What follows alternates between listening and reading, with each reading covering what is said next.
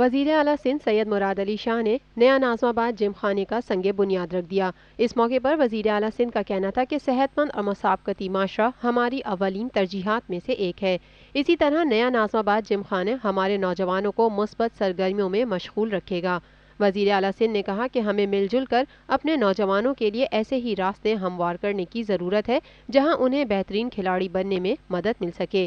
نیا ناظم آباد ایک ہاؤسنگ سوسائٹی ہے جہاں سڑکوں کی تعمیر، اسپتال، مسجد، school, commercial area, fitness centre, sports club, park اور دیگر سہولیات فراہم کرنے کی منصوبہ بندی کی جائے گی۔ اس کی تکمیل کے بعد یہاں 30,000 تک گھروں اور 1,50,000 افراد کی گنجائش ہوگی۔ وزیر اعلیٰ سندھ سید مراد علی شاہ کا کہنا تھا کہ اس عزم کے ساتھ معاہدہ طے پایا گیا ہے کہ نیا ناظم آباد جم خانہ کھیلوں کو ہر پہلو سے فروغ دے گا، جبکہ نیا ناظم آباد اسٹیڈیم کراچی کنگز کے لیے ہوم گراؤنڈ کی حیثیت رکھتا ہے۔ یہ گراؤنڈ سب سے پہلی PSL فرنچائز ہے جہاں ٹیمیں ٹریننگ کے ساتھ ساتھ پریکٹس سیشن کریں گی۔